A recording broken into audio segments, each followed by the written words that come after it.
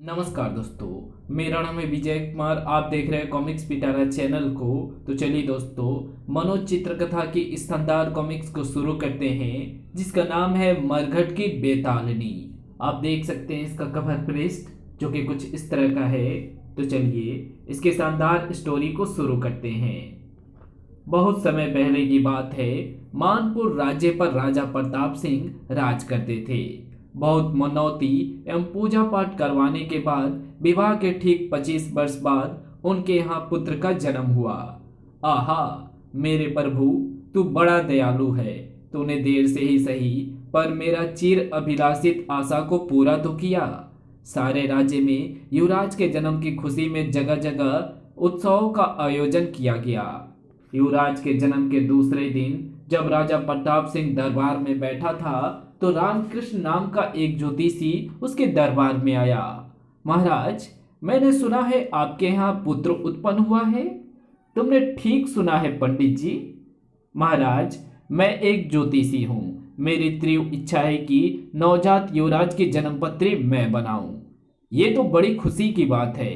युवराज की जन्मपत्री आप ही बनाइए। राजा प्रताप सिंह उसी समय ज्योतिषी रामकृष्ण को अपने राजमहल में ले गए। ज्योतिषी जी, अब आप नन्हे युवराज की जन्मपत्री बनाइए। जो आज्ञा महाराज। ज्योतिषी रामकृष्ण उसी समय युवराज की जन्मपत्री बनाने में जुट गया। बहुत देर पश्चात जब वो जन्मपत्री बना चुका, महाराज, जन्म की राशि के अनुसार युवराज का नाम अभय प्रताप सिंह रखा जाना चाहिए। ठीक है, हम आज से युवराज को इसी नाम से पुकारा करेंगे। आगे बताइए। महाराज, युवराज अभय प्रताप सिंह आगे चलकर बहुत ही भाग्यवान, तेजवान एवं सौंदर्यवान पुरुष बनेगा। इसके रूप को देखकर अनेक राजकुमारियां इसके साथ विवाह करने को ललायित रहेंगी। लेकिन यहीं आकर एक भीषण समस्या उठ खड़ी होगी महाराज। कैसी भीषण समस्या ज्योतिषी जी? महाराज, युवराज अभय प्रताप सिंह की भूल कर भी शादी ना करना। अगर आपने युवराज की शादी कर दी तो विवाह के फेरे पड़ते ही विवाह स्थल पर युवराज की मृत्यु हो जाएगी। इसलिए भूल कर भी युवराज का विवाह ना करना। ये तो आपने बड़ी विचित्र बात बताई है ज्योतिषी जी। महाराज, युवराज की जन्मपत्री में यही लिखा है, और ज्योतिषी शास्त्र के अनुसार जन्मपत्री कभी भी झूठ नहीं बोलती। ओह! राजा प्रताप सिंह परेशान हो उठे।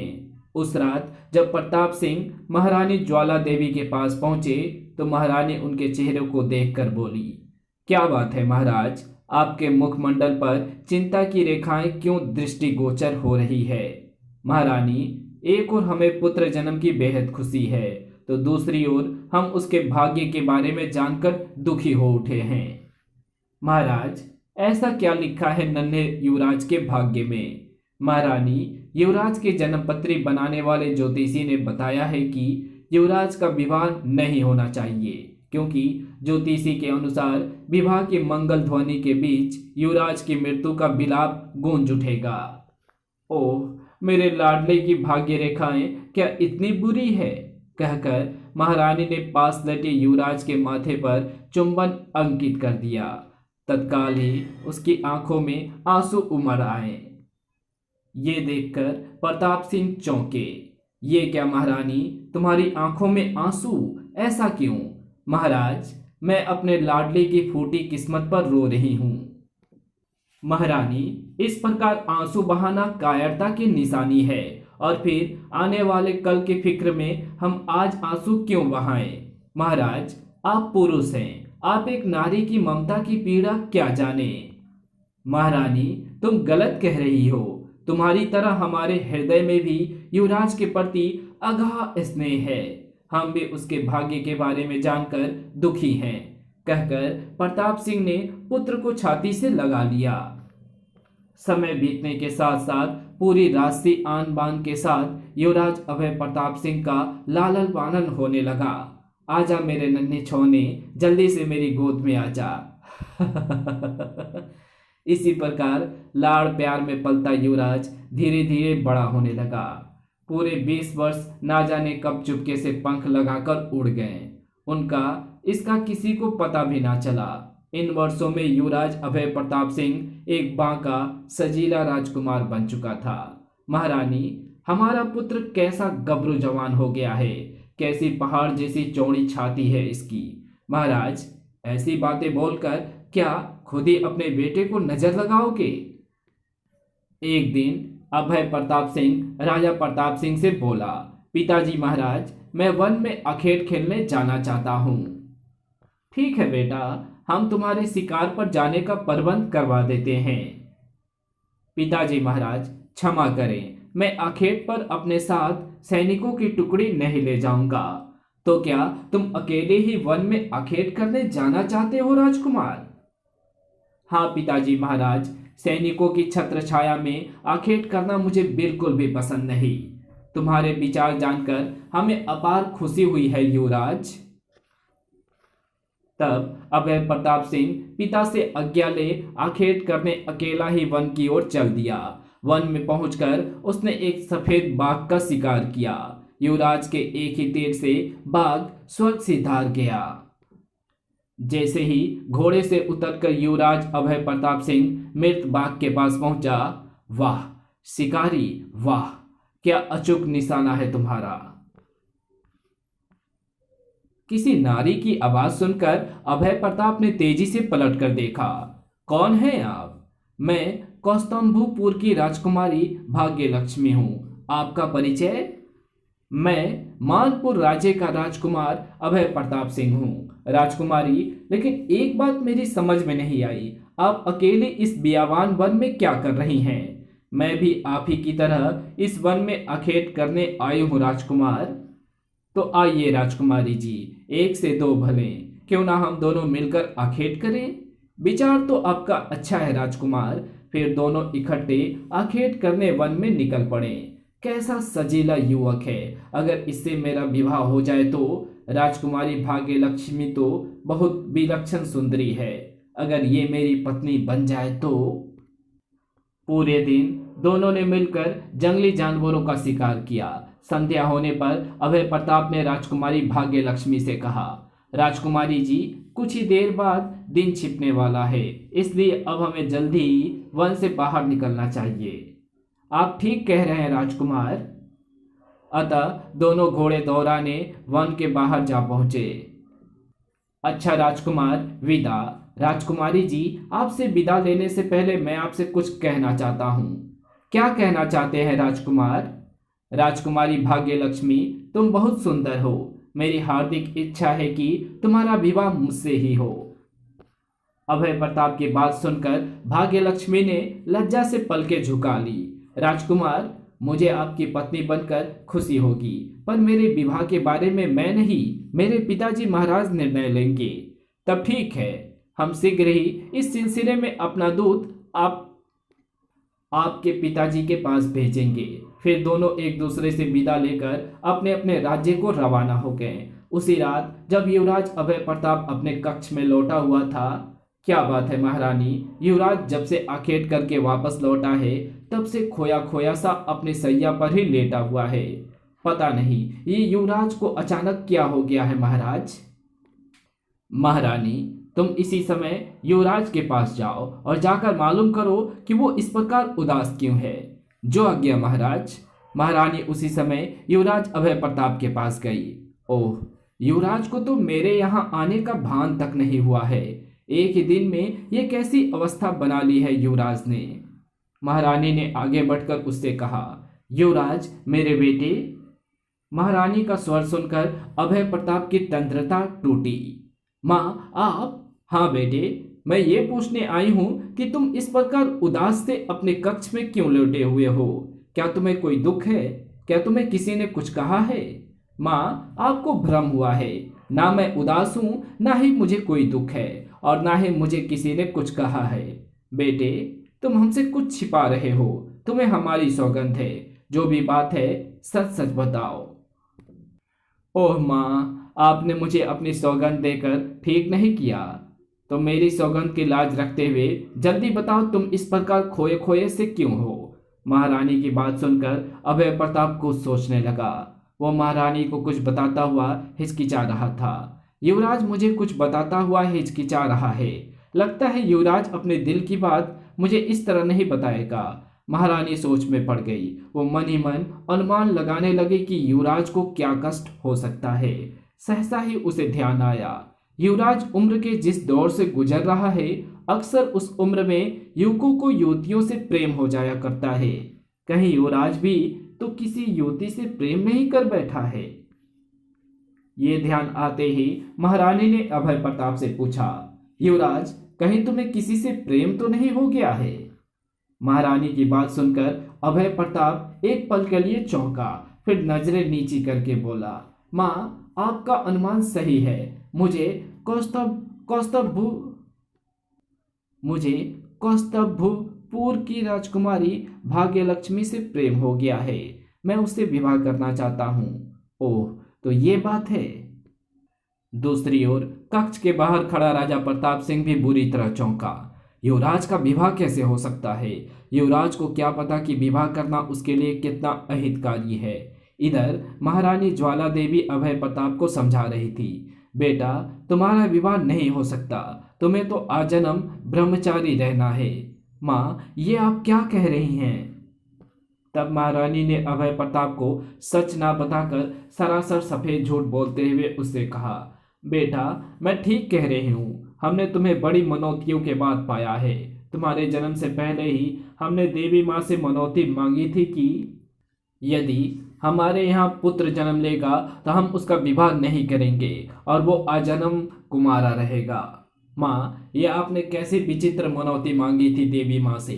खैर फिर भी मैं आपके आदेशानुसार राजकुमारी भाग्यलक्ष्मी से विवाह नहीं करूंगा। ये सुनकर महारानी खुश हो उठी। मुझे तुमसे ऐसी ही उम्मीद थी बेटा। माँ तुम क्या जानो भाग्यलक्ष्मी किस प्रकार मेरे हवासों पर छा चुकी है। मैं चाहकर भी उसे भुला नहीं पाऊंगा। दूसरी ओर कक्ष के बाहर खड़ा प्रताप सिंह खुश हो उठा था। चलो अच्छा ही हुआ युवराज ने महारानी की बातों में आकर अपने विवाह का विचार त्याग दिया। अब युवराज के जीवन में कोई खतरा नहीं है। उस दिन के बाद से अभय प्रताप गुमसुम सा रहने लगा। हर समय उसके हवासों पर राजकुमारी भाग्यलक्ष्मी छाई रहने लगी। वो सोचा करता, भाग्यलक्ष्मी मैं कितना बदनसीब हूँ जो चाहकर भी तुमसे विवाह नहीं कर सकता। वो अब दुखी सा रहने लगा था। उसके जीवन को एक प्रकार से घुन लग गया था। जल्द ही वो रुग्ण होकर शैया पर पड़ गया। भाग्यलक्ष्मी के वियोग में जीने से तो अच्छा है कि मैं मर जाऊं। अभय प्रताप के मन से जीवन की उमंग समाप्त हो गई थी। यहाँ तक कि उसने खाना पीना भी त्याग दिया था। उसकी ऐसी दशा देखकर प्रताप सिंह विचलित हो उठा। उसने राजवैद्य को बुलाया। राजवैद्य जी आप युवराज की नारी का निरीक्षण करके बताइए कि युवराज को क्या रोग है। जो आज्ञा महाराज। राजवैद्य ने बड़ी सूक्ष्मता से बेसुध पड़े अभय प्रताप की नाड़ी का निरीक्षण किया। महाराज युवराज को कोई शारीरिक व्याधि नहीं है, लगता है इन्हें कोई मानसिक व्याधि है और मानसिक व्याधि का उपचार तभी हो सकता है जब ये पता चले कि रोगी को कैसा मानसिक कष्ट है। राजवैद्य जी युवराज को भला क्या मानसिक व्याधि हो सकती है? प्रताप सिंह आश्चर्य से राजवैद्य की ओर देखने लगा। तभी अचेता अवस्था में पड़े अभय प्रताप के मुंह से कुछ अस्फुट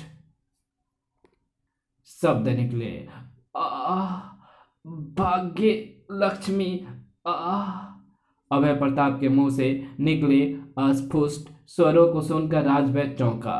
महाराज ये भाग्य लक्ष्मी कौन है? युवराज अचेता अवस्था में भी उसका नाम पुकार रहे हैं। भाग्य लक्ष्मी? प्रताप सिंह सोच में पड़ गया। सहसा उसे याद आया, ओह उस दिन अभय प्रताप ने महारानी को जिस राजकुमारी के बारे में बताया था उसका नाम भाग्य लक्ष्मी ही तो बताया था। कहीं युवराज इस समय उसी भाग्य लक्ष्मी को तो याद नहीं कर रहा है। महाराज किस सोच में पड़ गए? आपने मेरी बात का जवाब नहीं दिया। क्या आप भाग्य लक्ष्मी को जानते हैं? राजवैद्य जी भाग्य लक्ष्मी कौस्तभपुर की राजकुमारी का नाम है। कुछ दिन पहले युवराज अभय प्रताप ने राजकुमारी भाग्यलक्ष्मी से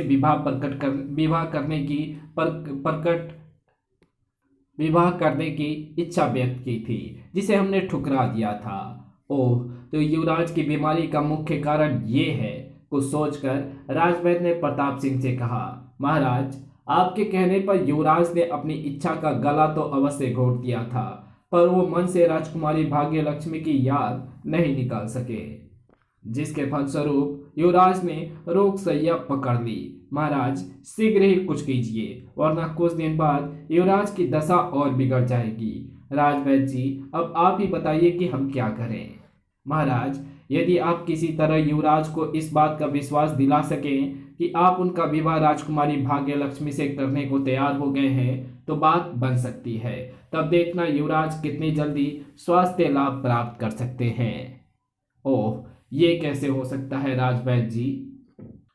महाराज, इसके सिवा और कोई चारा भी तो नहीं है। ध्यान रखिए, यदि 4-5 दिन और राजकुमार को यही स्थिति रही तो युवराज के जीवन को संकट उत्पन्न हो सकता है।